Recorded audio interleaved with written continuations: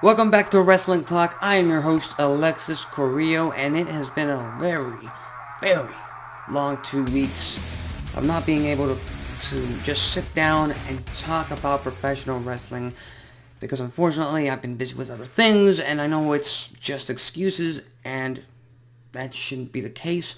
So I'm going to try and be a little bit more consistent. But as of right now, it's time to talk about what transpired almost 2 weeks ago. It's time to talk about what transpired at WrestleMania 38. 2 whole nights of some of the best wrestling and moments in recent WWE history.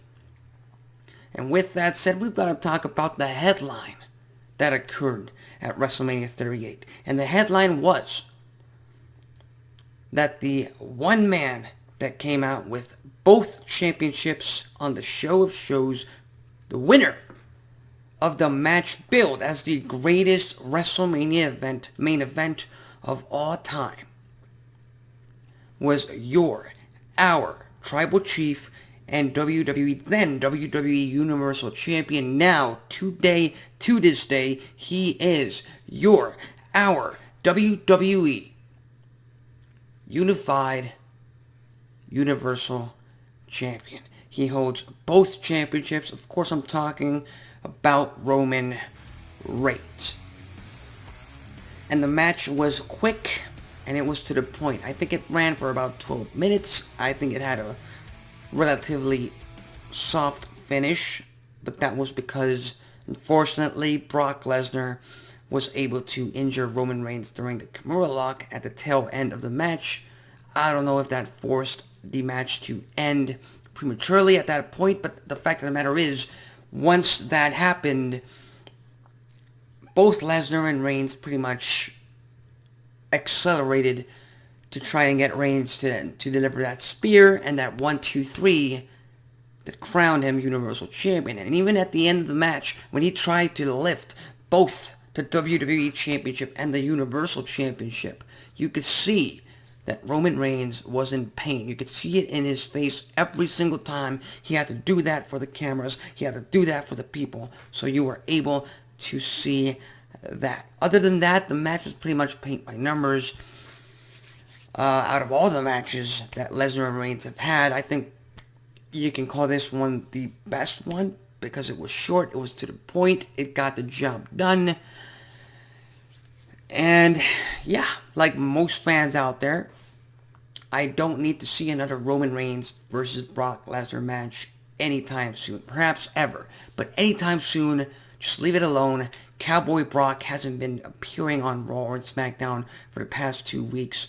I think it would be wise of WWE to keep Brock Lesnar away from WWE programming until SummerSlam comes around, until they're able to build up to that match that I think should happen, a rematch.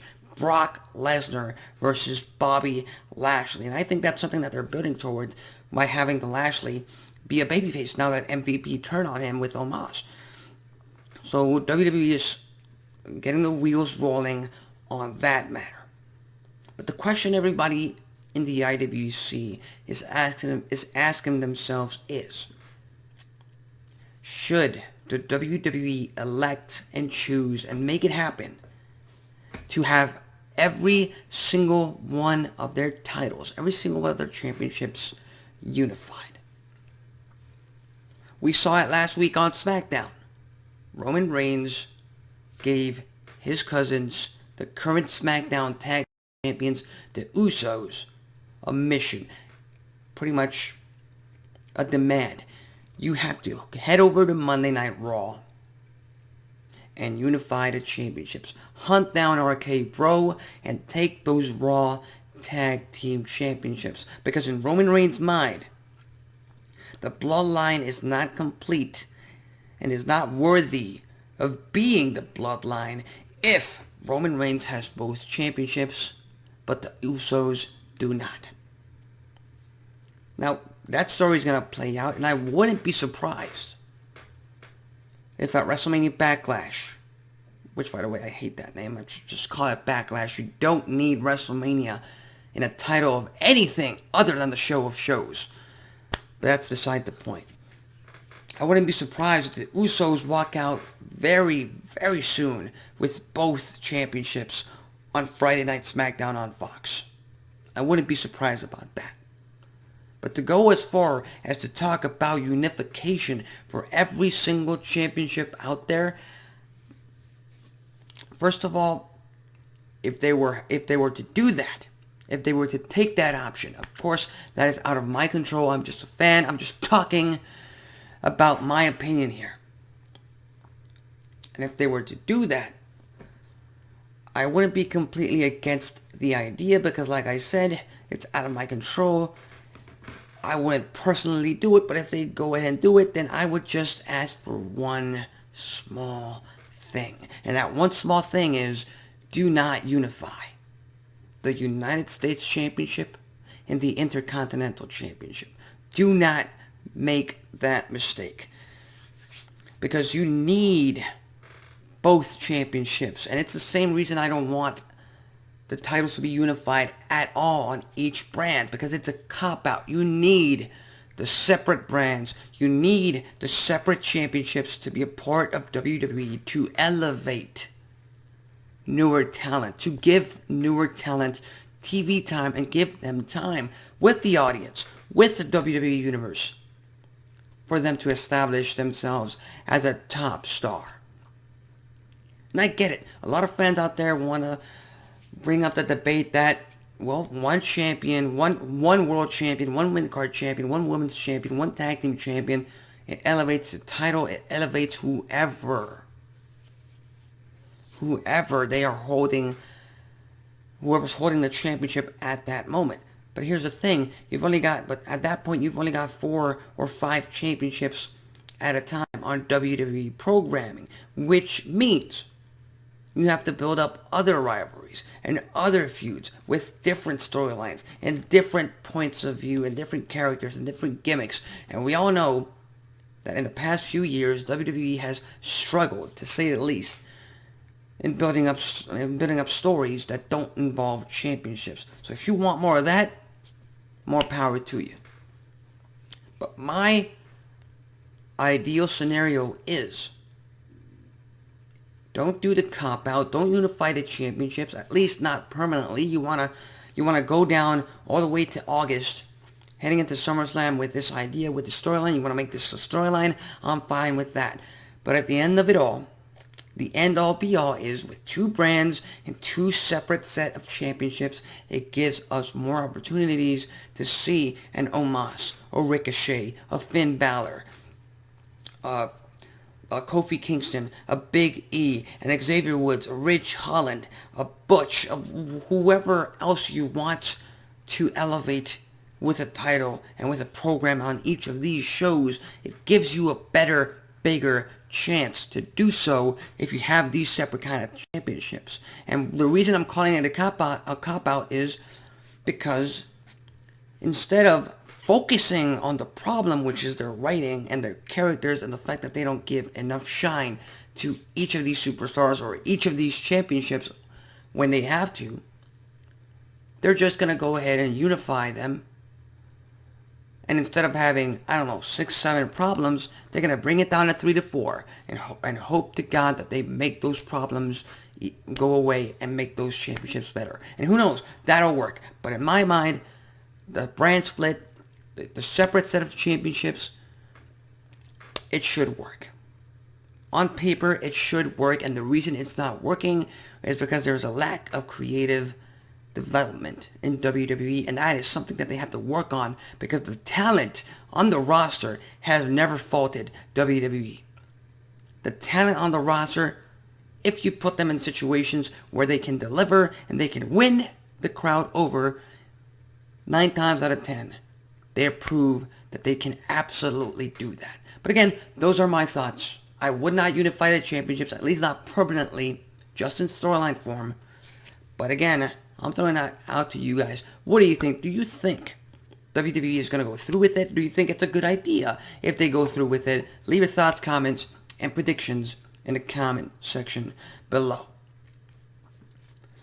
And now that we talked about the major headline at WrestleMania, we gotta talk about the second headline at WrestleMania. A headline that everyone and their grandmother saw coming. And that is the fact that Cody Rhodes made his return to WWE. And I love the way they did it. Because if you recall, on my WrestleMania preview show just 2 weeks ago, I said I was expecting Shane McMahon to be announced as his opponent. And I was expecting for the crowd to boo that. And then Cody Rhodes comes out, lays out Shane, and he's Seth Rollins' opponent for the match. And they didn't do that. Nothing wrong with that. It was just an idea. It was just a moment that could have been made at WrestleMania. But what they did at AT&T Stadium in Dallas, having Cody Rhodes just rise. The lights go out. There's only one. I mean, there's more than one wrestling family in professional wrestling. I think that's the line. And then the lights go up. The Kingdom by Downstate starts playing, and the crowd goes nuts. The crowd goes crazy. Cody Rhodes lifts himself up from the platform, and the prodigal son is back to WWE. You see Seth Rollins' face. He is shocked. He can't believe it. He's back. And then we get ourselves the match that defined WrestleMania. The match of the whole event. They went back and forth. They gave us thrills. They gave us chills. Specifically when Cody Rhodes pretty much shed his skin from what his persona used to be in WWE. When he did that Stardust moment at WrestleMania. I was done. I was laughing. I was ecstatic for Cody Rhodes. The American Nightmare arrived in WWE. And all the props to Seth Rollins. Because ever since AEW made its appearance on the IWC in the wrestling industry, ever since that happened, and ever since most of the AEW stars started coming out WWE on TV and outside of their TV shows, Seth Rollins has been completely for WWE and has been completely against all elite wrestling and anything that has to do with it. So I can understand if Seth Rollins at one point heading into WrestleMania was of the idea that, well, Cody Rhodes has been in AEW for the past 3 years, and I've been talking smack about AEW for the past 3 years. So why would I go to WrestleMania and put over a guy that came from the competition? Why would I do that? I'll tell you why. Because Seth Rollins, above anything and above everything, he is a company man. He is a WWE guy through and through. And you don't have to tell me that Seth Rollins doesn't have any pull backstage, because he does. He could have very well gone backstage and pretty much convinced Vince McMahon to not go through with Cody Rhodes going over him. I mean, he could have easily told Mr. McMahon, how is this going to make WWE look if I lose? If one of your top stars in WWE loses to someone who got released or who let his contract up in AEW, how would that look? So all the props to Seth Rollins for that. All the props for both men, for one of the best matches that I've seen personally in recent WrestleMania events. And now it's official. The rematch is official. WrestleMania Backlash, Cody Rhodes versus Seth Rollins 2.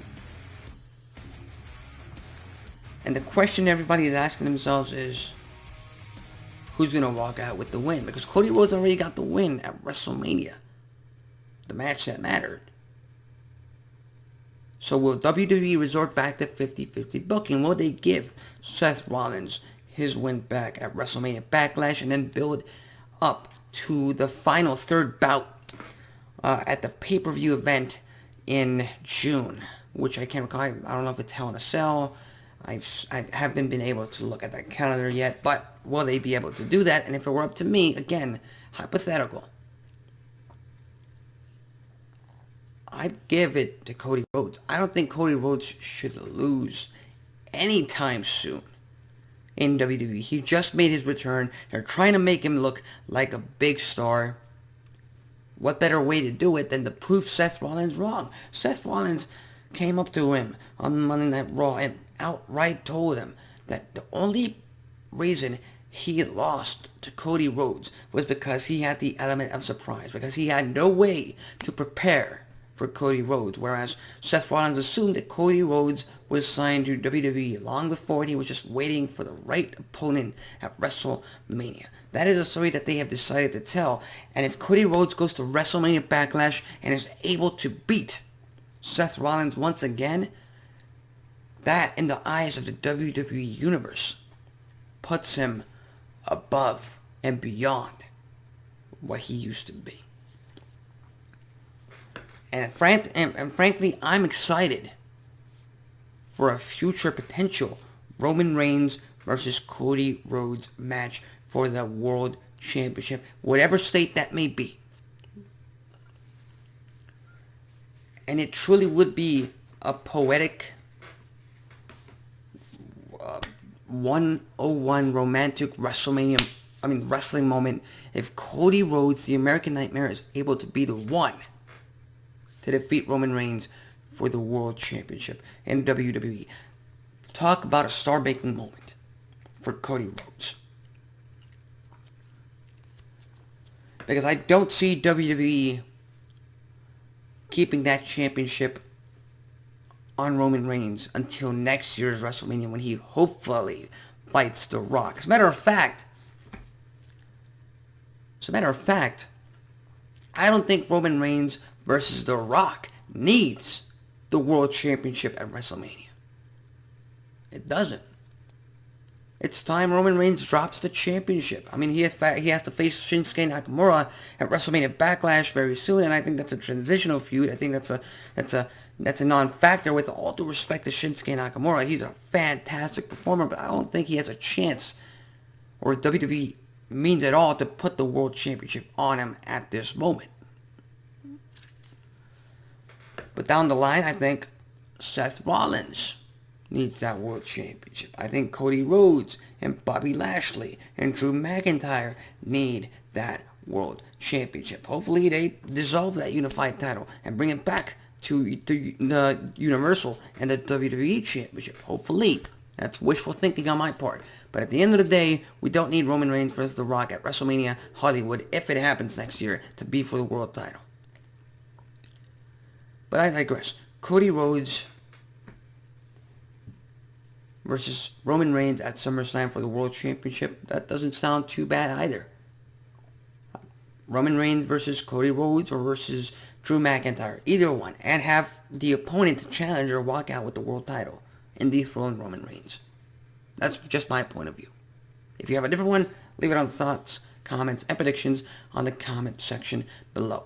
And the last positive thing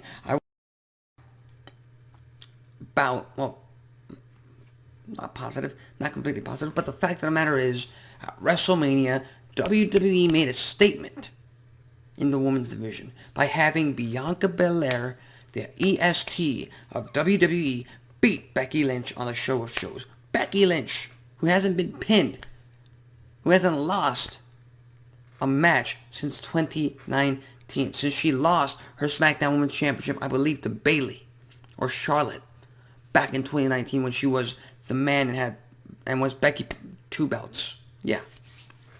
She hadn't lost till then. Since then, actually. And unfortunately, WWE decided to go against what I thought would have been the best way to open WrestleMania, which was to open with the match that should have been the main event of night one, but wasn't. And that is Becky Lynch versus Bianca Belair for the Raw Women's Championship. But the end result was no different. Bianca Belair walks out Raw Women's Champion. And she did so for the second WrestleMania in a row. Last year, she beat Sasha Banks in the main event. This year, she beats the unstoppable, the man, one of WWE's top stars, bar none, and one of the most protected stars in WWE in recent memory, in Becky Lynch. That is nothing to sneeze at. And now that Bianca Belair is truly established as a top star, not just in the women's division, but in WWE itself, now it's time for Bianca Belair to start putting people over, to start putting some of the younger women stars over. I'm talking about Rhea Ripley. I'm talking about Liv Morgan. I'm talking about Nikki ASH. Built these stars up, and now that's Bianca Belair's brand new challenge. Because up until now, she's been able to, for lack of a better term, ride the coattails, and I don't mean this in a derogatory way, but what I'm talking about is that in the past, Charlotte Flair has carried their feud, Sasha Banks has carried their feud, Becky Lynch has carried their feud. Now, Bianca Belair is the champion. She is a top star. And after she gets through all these rematches and the continuance of her rivalry with Becky Lynch, after she gets through that, the responsibility, the major bulk of the responsibility is going to fall upon her, as it should be. Because if you're trying to establish a new star, a new top star, a household name, that's the next step. That's the next challenge. Bianca Belair has already proven to us that she can be a top champion, that she can have a good match, that she can be entertaining. But can she carry herself in the manner that a Becky Lynch, or a Charlotte Flair, or a Sasha Banks, or a Bayley once did in the past? That is the challenge that Bianca Belair and WWE have in the coming weeks, in the coming months. Can they achieve it? Will they achieve it? Should they achieve it? We have yet to find out, but I cannot be more excited for Bianca Belair to be in that position. So with that said, what do you think? Do you think Bianca Belair can carry that responsibility as a top star on the WWE roster, bar none? Or do you think she still has a learning curve and she's going to suffer, but eventually she might get there? I don't know. Leave your thoughts, comments, and predictions on the comment section below.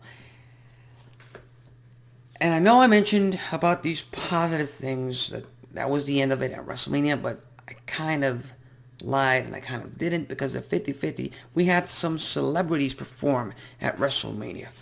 Quote-unquote celebrities. We had Logan Paul. We had Pat McAfee. We had, blanking on someone else. There were three stars. I'm blanking on him right now. But overall, they had, for better or for worse, an entertaining performance. They did. I mean, Logan Paul, first of all, he shows up at WrestleMania. He's jacked as can be. I mean, just on that, kudos on that. You're showing up on WrestleMania. You're bringing what you gotta bring. And then he has a tag team match, where, in my point of view, this is just me, he lacked WWE style of performing. I'm going to explain this. Logan Paul seemed to go just in that match, in his tag team match, move to move to move to move to move to move, which I call it the AEW or Impact Wrestling or Ring of Honor Wrestling or non-WWE style. Because in WWE, once you hit a big move, for the most part, you let it sink in. You let the announcers tell the story. You let the crowd really digest what just happened. And then you continue with the match. That has always been WWE's storytelling process. And it's no gripe against Logan Paul. Of course not. I mean, the guy was in his very first match in WWE And, there's a learning curve. You can't really get there. For what he gave us, I mean, it served its purpose. It did.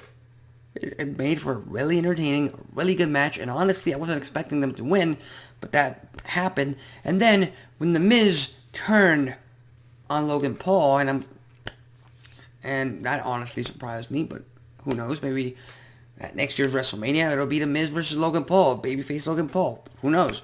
Or maybe that later this year at a different event. Who knows? We'll just have to wait and see.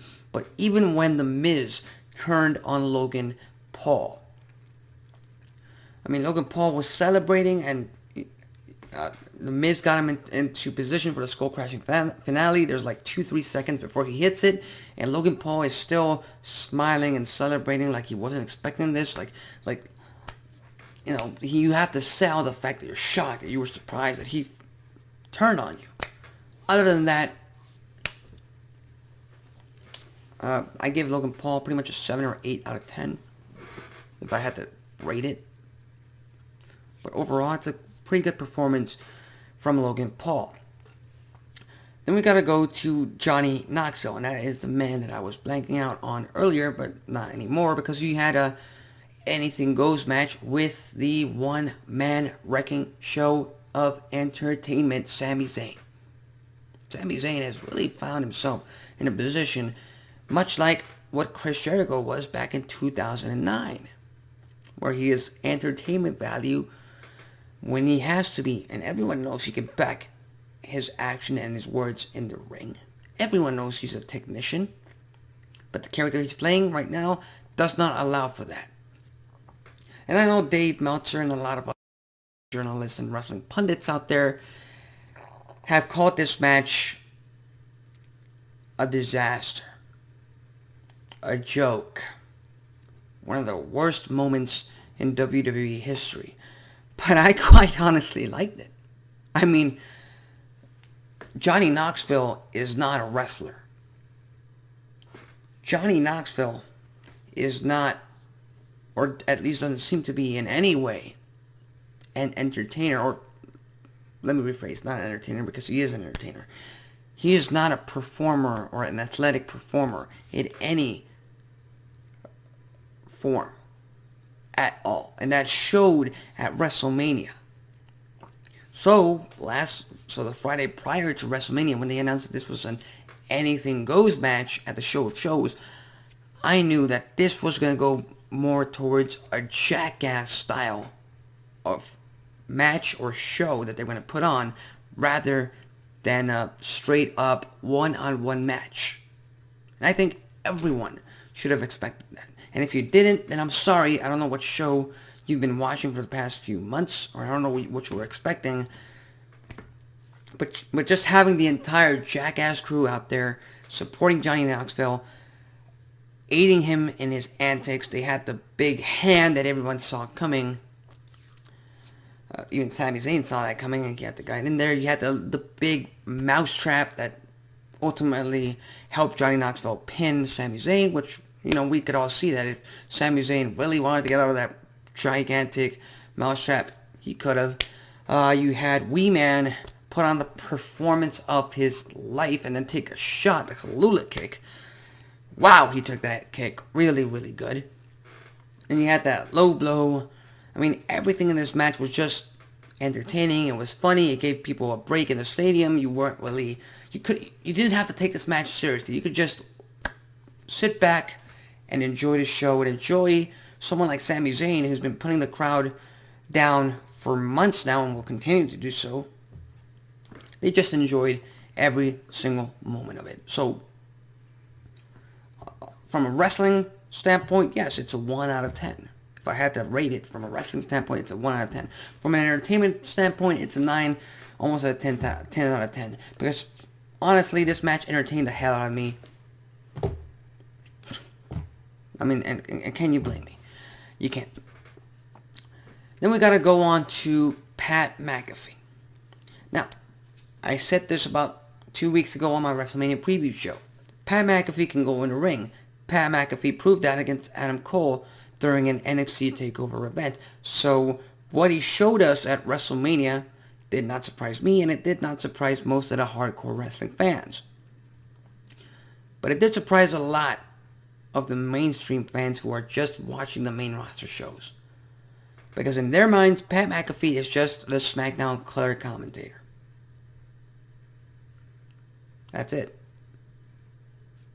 So when Pat McAfee came out there and started doing these Hurricane Rana moves, he went and did a superplex off the top rope, and I loved Michael Cole's commentary on it, as he should have been, supporting his guy against Austin Theory. And Austin Theory is just, the way he sold every single move. He had the best sell Stone Cold Stunner from Stone Cold Steve Austin. Worst sell obviously goes to Vince McMahon. But overall, Pat McAfee did what he was supposed to do, and I like the way that WWE sold the win. Because like I said, Pat McAfee winning this match did nothing for Pat McAfee. It did nothing for Austin Theory.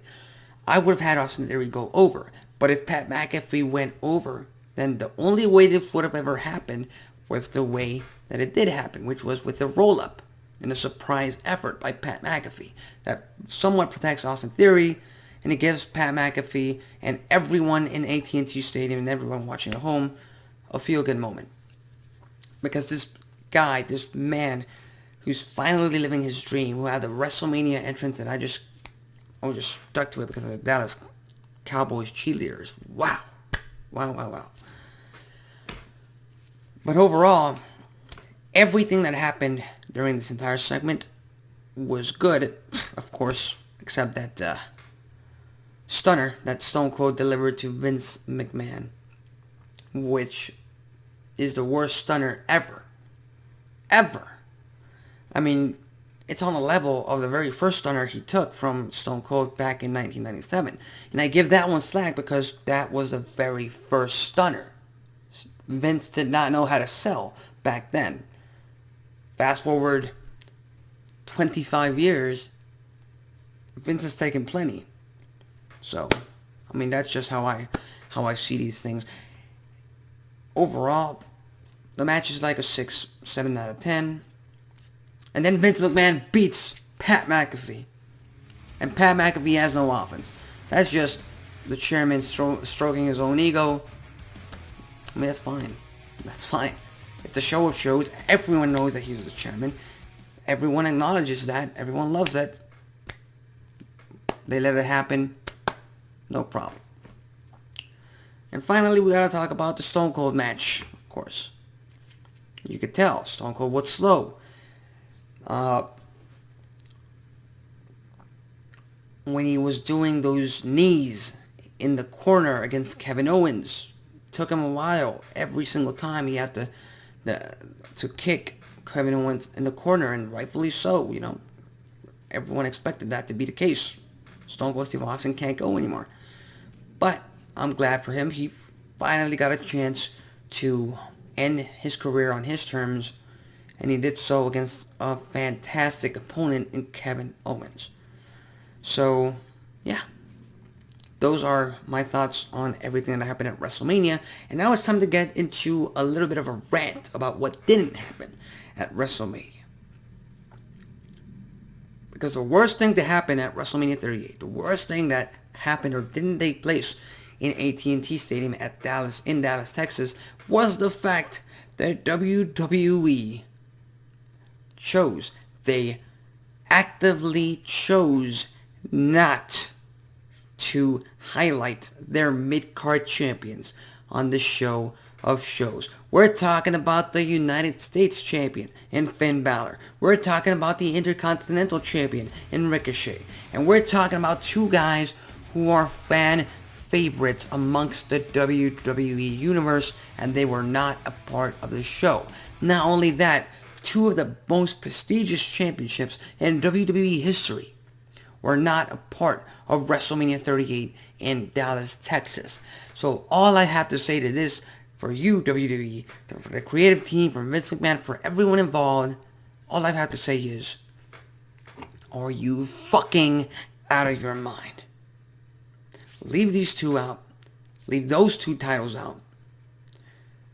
WWE does not know what they are doing with their mid-card champions.